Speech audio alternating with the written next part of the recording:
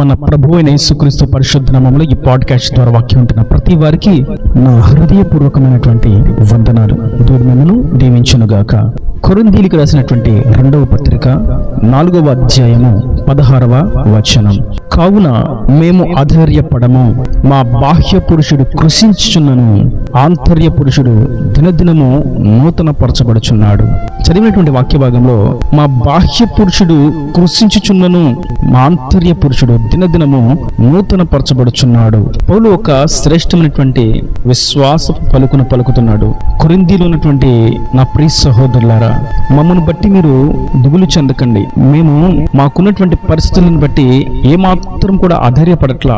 మీరు మా కొరకు ప్రార్థన చేస్తూ ఉన్నారు. మీ ప్రార్థన మాకు తోడుగా ఉన్నది. మరి ముఖ్యంగా మేము బాహ్యముగా కృషించిపోతూ ఉన్నట్లుగా జనులకు కనిపిస్తున్నప్పటికీ, మీకును కనిపిస్తూ ఉన్నప్పటికీ, మేమంతగా నలిగిపోతూ ఉన్నప్పటికీ మా ఆంతర్య పురుషుడు దినదినము నూతన పరచబడుచున్నాడు అని ఒక శ్రేష్టమైనటువంటి మాటను మాట్లాడుతున్నాడు. ఇక్కడ దినదినము నూతనమైనటువంటి బలం పొందుకుంటున్నాడు అని చూసినప్పుడు దినదినము బలములో కృషించిపోతున్నాడు అని దాని యొక్క అర్థం మనకు అర్థమవుతుంది. మనం కొరింథీయులకు రాసినటువంటి మొదటి పత్రిక 15వ అధ్యాయము 31వ వచనంలో చూస్తాం. సహోదరులారా, మన ప్రభువైన యేసుక్రీస్తునందు మిమ్మల్ని గూర్చి నాకు కలిగి ఉన్న అతిశయముతోడు నేను దినదినము చనిపోవచ్చున్నాను అని చెప్పుదును. అవును, పౌలు దినదినము చనిపోవునంతగా శ్రమలను అనుభవిస్తున్నాడు. ఇక ఈ రోజు నేను మరణిస్తాను, ఈ రోజు నేను నా జీవితాన్ని చాలించబోతున్నాను, నా కొరకు సిద్ధపరచబడినటువంటి వ్యతిరేకతలు బహుగా విస్తరించి ఉన్నవి, వీటిని తప్పించుకొని నేను ముందుకు సాగుట అసాధ్యము అని ఏ రోజుకు ఆ రోజు కృషించిపోతూ ఉన్నాడు. ఏ రోజుకు ఆ రోజు నలిగిపోతూ ఉన్నాడు. వ్యతిరేకతల మధ్య, మృగాల మధ్య, శత్రువుల మధ్య ఇబ్బందుల కొలుములో నడుస్తూ ఉన్నాడు. అయితే ఒకటి వాస్తవం, బాహ్యముగా బలహీనపరచబడుతూ ఉన్నప్పటికీ తన యొక్క ఆంతర్యము దినదినము దేవుని యొక్క శక్తి చేత, నూతనమైనటువంటి బలము చేత, పరిశుద్ధాత్మ అభిషేకం చేత బలమును పొందుకుంటూ ఉన్నాడు. దినదినము నూతన పరచబడుతూ ఉన్నాడు. ఏ రోజుకు ఆ రోజు దేవుని కృప చేత, బలము చేత ఆ దినము యొక్క పరిచర్యను కొనసాగిస్తూ ముగిస్తూ రోజులను దాటుకుంటూ దేవుని పనిలో ముందుకు సాగుతున్నాడు. నేను ఈ వాక్యం ఉంటున్నటువంటి నా ప్రియ సహోదరులారా, మనం గుర్తించవలసినటువంటి ముఖ్యమైనటువంటి పక్షం ఏదనగా మన బాహ్య పురుషుడు అనగా మన ఈ శరీరం, మత్స్యమైన యొక్క శరీరము ఈ భూమిలో, ఈ మట్టిలో కలవలసినదే.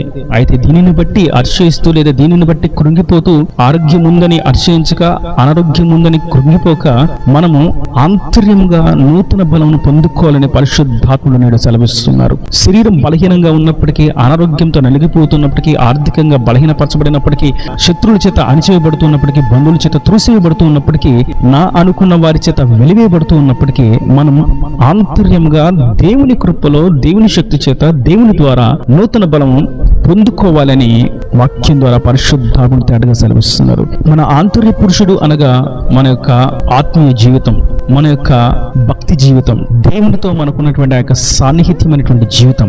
ఈ జీవితం ఎప్పుడు దినదినము నూతన పరచబడుతూ నూతనమైనటువంటి బలంతో ముందుకు సాగిపోవాలి తప్ప ఆగిపోక, నిలిచిపోక, కృషించిపోక, కురింగిపోకుండా ఉండాలని సెలవిస్తుండగా మనం మన ఆంతర్య పురుషుని యొక్క బలమును ప్రార్థనలోను, వాక్య ధ్యానంలోను, వాక్య వినుటలోను, ఉపవాసంలోను, ప్రార్థించుటలోను, కనిపెట్టుటలోను, ఆయన చిత్తం తెలుసుకున్నటలోను, ఆయన ఆజ్ఞానుసారంగా జీవించుటలోను ఉన్నది అని గుర్తించి మన యొక్క ఆంతర్య పురుషుల్ని బలపరుచుకుందాం. ఇక మనం కింద చూస్తాం 17వ వచనం.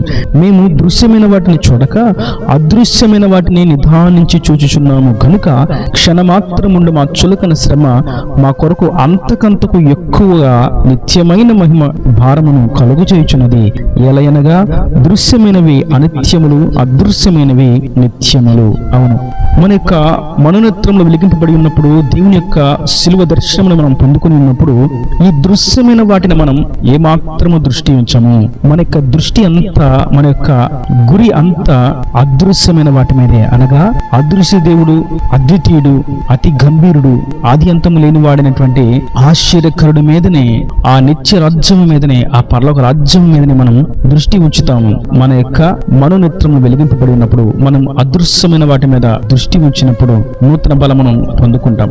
నేటి వాక్యం ఉంటున్నటువంటి నా ప్రియ సహోదరులారా, మన శ్రమలను బట్టి, మన బాధలను బట్టి కృంగిపోక, ఆధారపడక, ఈ రోగం ఎప్పుడు తగ్గుతుంది, ఈ ఆర్థిక ఇబ్బందుల నుండి ఎప్పుడు విడుదల పొందుతాను, ఈ అప్పుల సమస్యల నుండి నేను ఎప్పుడు విడుదల పొందుతాను, నా కుటుంబం ఎప్పుడు మార్చబడుతుంది, నా కుమారుడు, నా కుమార్తెలు, నా బిడ్డలు ఎప్పుడు మార్చబడతారు, నా తల్లిదండ్రులు ఎప్పుడు మార్చబడతారు, మార్చబడతారు, నా బంధువులు ఎప్పుడు మార్చబడతారని కృషించిపోక మనం ఆ సందర్భంలో ఆ విషయాలను బట్టి, ఆ చులకనైనటువంటి శ్రమను బట్టి, శోధనను బట్టి, బలహీనతను బట్టి కృంగిపోక ప్రార్థనలో దేవుని శక్తిని పొందుకుంటూ, దేవుని ద్వారా జవాబును పొందుకుంటూ, దేవుని ద్వారా ఆదరణను పొందుకుంటూ, దేవుని యొక్క ఆత్మశక్తి చేత నింపబడుతూ మనం ముందుకు సాగాలి. మనకు ఆంతర్య పురుషుడు ఎప్పుడు కూడా నూతన బలం పొందుకుంటూ అపవాది శోధనను జయించేటువంటి యోధుడిగా, వీరుడిగా ఉండాలని ప్రభు సెలవిస్తున్నారు. ఇక్కడ మనం చూసినప్పుడు ఆంతర్య పురుషుడు అనేటువంటి మాట పౌలు పరిశుద్ధాత్మను గురించి తెలియచేస్తున్నాడు. ఒక కోణంలో మనం ఆంతర్య పురుషుడు అనేది మన యొక్క ఆత్మీయ జీవితం గురించి మాట్లాడాము.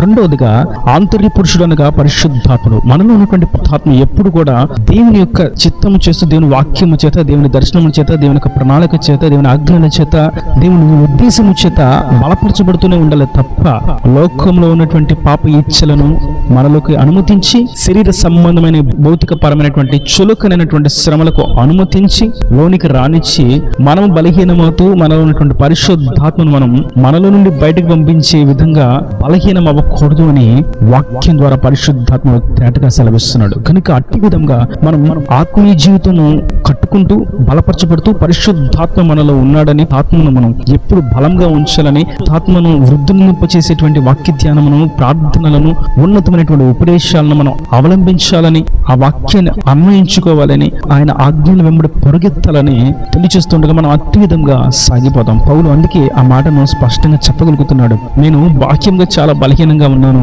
నా శరీరం చాలా దుర్బలమైపోయింది, నాకు కలిగినటువంటి శ్రమలు బహుగా విపరీతమై ఉన్నవి. అయితే ఒకటి వాస్తవం, నాలో ఉన్నటువంటి ఆంతర్య పురుషుడు, నా ఆత్మీయ జీవితం ఎప్పటికప్పుడు నూతన పరచబడుతున్నది.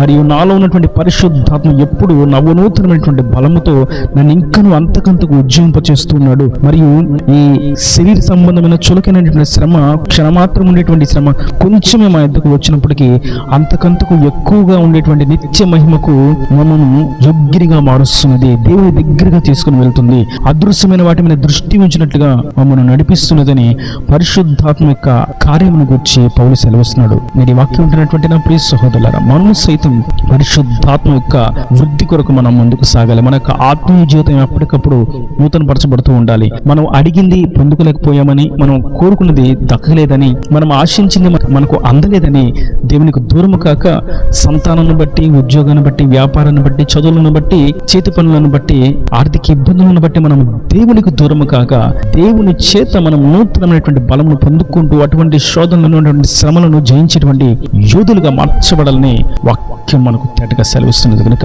ఈ వాక్యాన్ని మనం శ్రద్ధ భయభక్తులతో ధ్యానిద్దాం. ఇటువంటి ఉన్నతమైనటువంటి ఉపదేశాలను మనం విని ఆ వాక్యానుసారంగా మనం నడుచుకుందాం.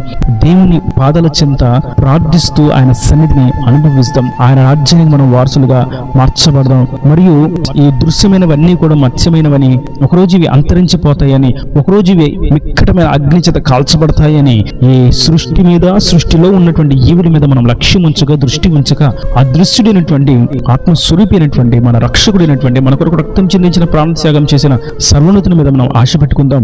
ఆయనను దృష్టి ఉంచి ఆయన ఒక కాంతిలో మన యొక్క జీవితములను కట్టుకుంటూ ఆయన అడుగుజాడలో సర్వసత్యంలో మనం సాగిపోతూ ఆయన కౌగిలిలోకి మనం చేర్చబడదాం.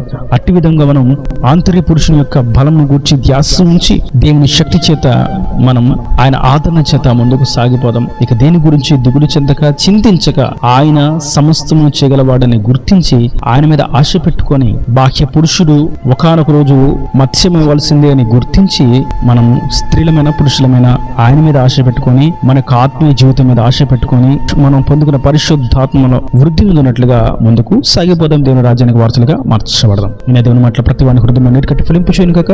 ఆమేన్. God bless you. తలలో ఉంచి కనులు మూసినట్లయితే మీ కొరకు చిన్న ప్రార్థన. ప్రేమ స్వరూపీకరణ కటాక్షంగా తండ్రి, నా ప్రభు వాక్యాన్ని ప్రతి వారిని మేము నిండాలుగా దీవించండి. బాహ్య పురుషుడు కృషించిపోతున్నప్పటికీ, శరీర సంబంధమైన బలహీనతలు, ఇబ్బందులు, ఇక్కట్లు నలిపివేస్తున్నప్పటికీ మా ఆంతర్య పురుషుడు పరిశుద్ధాత్మ యొక్క నింపుదల, మా యొక్క ఆత్మీయ జీవితం వృద్ధి నొందుతూ ఉండాలని, ఆ విధంగా మేము ముందుకు సాగాలని మీరు సెలవించండి. అమూల్యమైన ఒక్కరి బట్టి నీకు స్తోత్రం. వాక్యాన్ని ప్రతి వారికి మీద ఆంతర్య పురుషునికి వచ్చి ధ్యాస కలిగి ముందుకు సాగునట్లుగా, ఆత్మీయ జీవితాన్ని కట్టుకున్నట్లుగా, పరిశుద్ధాత్మతో నింపబడి వృద్ధి పొందినట్లుగా, నీ ద్వారా బలమును పొందుకున్నట్లుగా సహాయం అనుగ్రహించండి. ఇంకా వారి ప్రతి అవసరం అక్కరుని మహిమలో తీర్చింది రాజాన్ని సిద్ధపరచమని యేసు పరిశుద్ధ నామమున ప్రార్థించి వేడుకుంటున్నాను తండ్రి. ఆమేన్. ఆమేన్.